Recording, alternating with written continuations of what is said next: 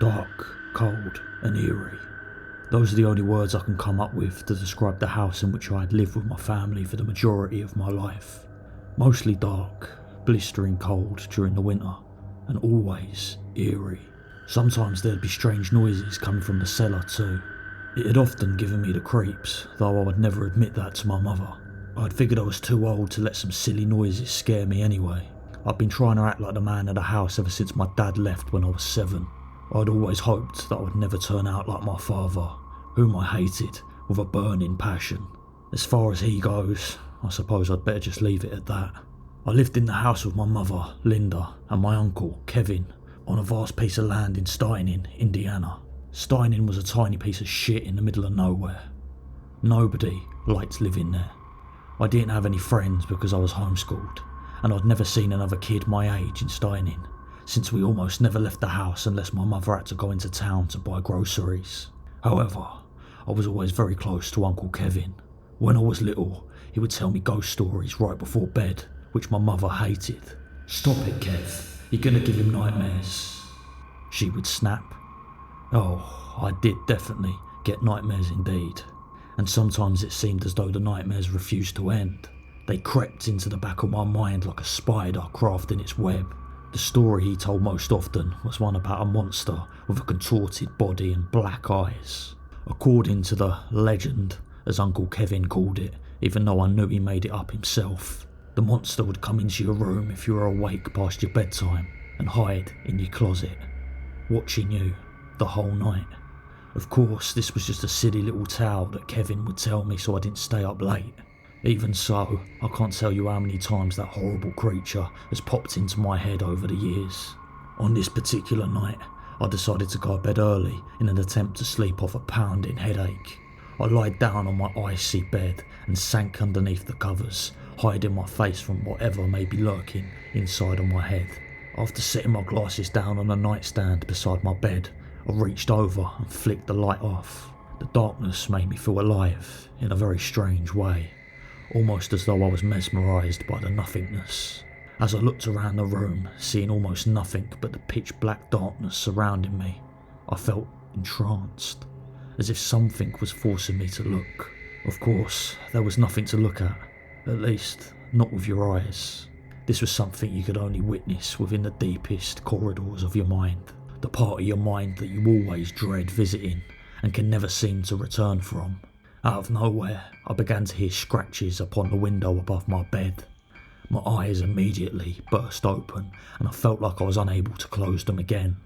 What the fuck was that? I asked myself under my breath. Nothing, of course. It was nothing. It couldn't have been anything, right? Right. Just my mind playing tricks on me in the dark. No big deal.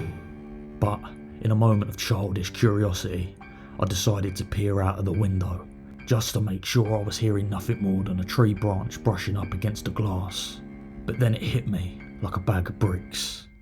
There is no tree next to my window. Still, I decided it'd be better to sleep it off and think more about it in the morning. It was probably all in my head anyway. It had to be.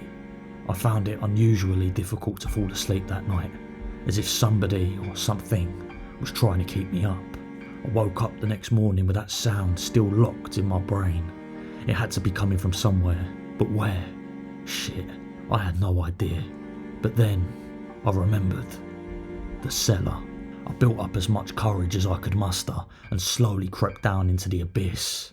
Jesus, I hadn't been down here in a year, maybe longer. I'd almost forgotten what it looked like. Nothing but clouds of cobwebs and stacks of cardboard boxes shoved against the walls. I rustled through a couple of boxes until I stumbled upon a picture I'd drawn when I was a child.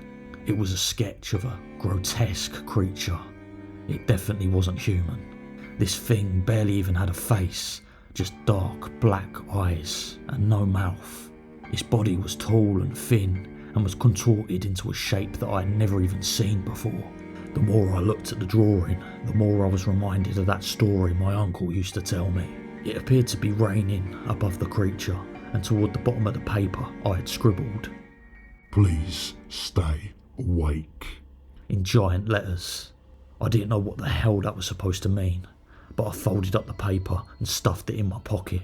I quickly made my way back up the staircase and into the kitchen and went about my day as usual, keeping that drawing in my mind, trying to remember what it meant and why I'd drawn it in the first place. I looked outside and noticed it had begun to rain. I didn't want to think about that creature any longer, so I walked into my dimly lit room and plopped onto my bed. I fell asleep before I even knew it. When I awoke, it was exactly 3 a.m. This night was colder and darker than usual. The farm was soaked up with rain from earlier in the evening. The moon was full and radiant. It almost didn't look real. For an instant, I glanced out of my bedroom window and I swear I could see something walking quickly through the yard. When it spotted me, it slunk behind a tree as if it was trying to hide from me. It looked exactly like what I had drawn when I was a child. I ran into Uncle Kevin's room and began shaking him awake. Kevin. He rubbed his eyes. "What's up, bud? What's wrong? It's late," he asked, bewildered at my excitement. I looked at him in his bloodshot eyes and softly said, "I saw someone in the yard." Kevin looked at me with hesitation. "No, you probably just saw an animal. Get back to bed." I know what I saw. This was no animal, or at least not one I'd ever seen, not even in my worst fucking nightmares. I knew I couldn't tell him exactly what I had seen, as he would never believe me. "No, Kevin, it wasn't an animal. Please, it was a man. I think, look, just please go out and check." Uncle Kevin leapt up and grabbed his shotgun from under the bed. "Alright, fine, come on, show me where he is. Let's try not to wake up your mum. I'll scare the fucker off." We went outside and I pointed to the tree and I whispered to Kevin, "I saw him go behind that tree." My uncle bravely walked up to the tree and peered around it. Nothing. He searched the entire farm for well over half an hour, but he never found anyone or anything. "Let's go back in, bud. There's no one out here. Keep the doors locked tonight." He was wrong. I knew there was something out there. I crawled into bed and threw the covers over my face. I could hear the blistering wind coming from outside. It pierced my ears with a whistle I thought only dogs could detect. Suddenly, I heard a tapping sound upon my window. The sound grew louder with each tap. I tightened the blankets around my body. The taps slowly turned into knocks. Louder and faster the knocks became. The knocks turned into bangs. I thought the glass was going to break. Then, out of nowhere, it stopped.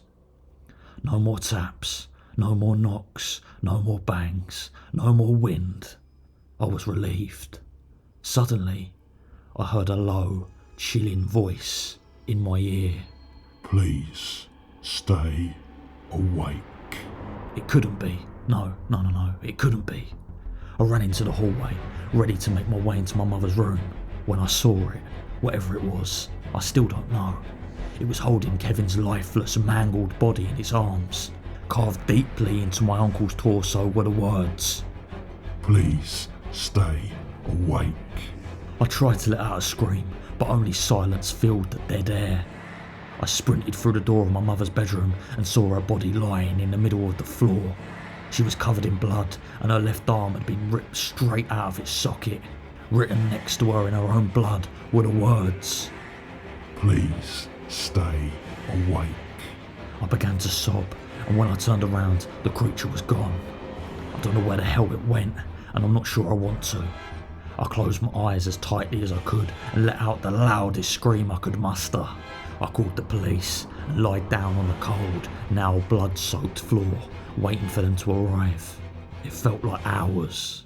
Finally, the police showed up to find me in the fetal position next to my own mother's corpse. I told them everything I saw. I showed them my drawing. I told them about the taps, the knocks, the bangs. I told them what I'd seen outside. But of course, they wouldn't hear a word of it. Why would they? All they could see was a lonely kid hovering over his dead mother, her blood covering my clothes almost as much as it covered the floor. It's cold in this cell. It's dark and lonely.